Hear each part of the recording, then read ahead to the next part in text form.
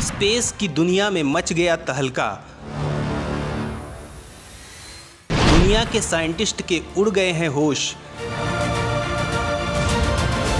चांद पर पहुंचना हो गया बेहद मुश्किल। दोस्तों, नासा ने स्पेस की दुनिया की ऐसी खबर दी है कि तहलका मच गया है। दुनिया भर के देश और वैज्ञानिक हैरान परेशान हो गए हैं। नासा, जो दुनिया की सबसे तेज और पावरफुल स्पेस एजेंसी है, उसके दिमाग में ताले पड़ गए हैं। आप सोच रहे होंगे कि ऐसी कौन सी खबर है।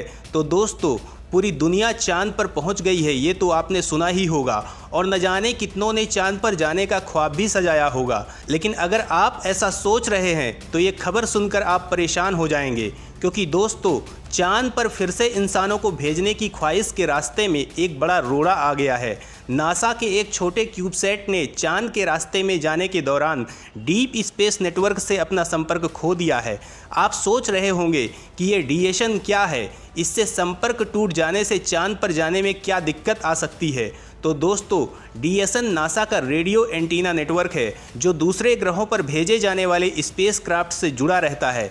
इसके साथ ही वह पृथ्वी की परिक्रमा करने वाले कई सैटेलाइट से संपर्क में रहता है। इसी के जरिए स्पेसक्राफ्ट की जानकारी धरती पर साइंटिस्ट को मिलती रहती है और स्पेसक्राफ्ट में आई किसी प्रॉब्लम को सिग्नल द्वारा सॉल्व करते रहते हैं। ये सवाल उठना लाजमी है कि क्या अब कोई भी चांद पर नहीं जा पाएगा? क्या इस प्रॉब्लम को सॉल्व नहीं किया जा सकता है? नासा जैसी ताकतवर एजेंसी के लिए क्या ये इतनी बड़ी प्रॉब्लम हो सकती है? तो दोस्तों, ये सच है कि नासा दुनिया की सबसे ताकतवर स्पेस एजेंसी है और वो इस प्रॉब्लम को जल्दी ही सॉल्व करने की कोशिश करेंगे। लेकिन इसमें कितना टाइम लगेगा, ये बता पाना मुश्किल है। आखिर क्या था नासा का कैपस्टोन मिशन?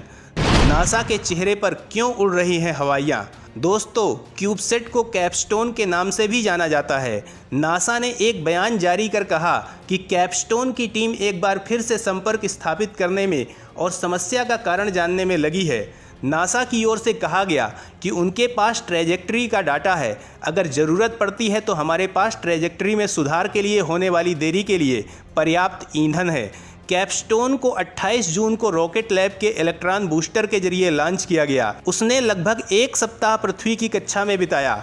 चांद पर भेजने के लिए उसे बीच बीच में फोटॉन इंजन के जरिए पृथ्वी की कक्षा से दूर ले जाया गया। मंगलवार को मिशन ने बड़ी कामयाबी हासिल करते हुए फोटॉन इंजन को आखिरी बार जलाया, ताकि कैपस्टोन पूरी तरह पृथ्वी की कक्षा से बाहर निकल सके और चांद की ओर जाने वाले रास्ते में पहुंच सके। चांद के रास्ते में जाने के दौरान ही उसका संपर्क टूट गया। ये सवाल उठता है कि ऐसी सिचुएशन में क्या करेगा कैपस्टोन? तो दोस्तों, चांद के रास्ते में आने के बाद माइक्रोवेव के आकार का क्यूबसेट स्पेसक्राफ्ट से अलग हो गया और चांद की ओर बढ़ने लगा।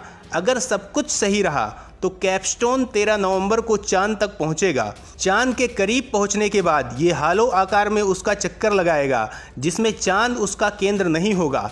इस डेटा का इस्तेमाल कर वैज्ञानिक मून गेटवे लॉन्च करेंगे, जो इंटरनेशनल स्पेस स्टेशन की तरह चांद का चक्कर लगाएगा।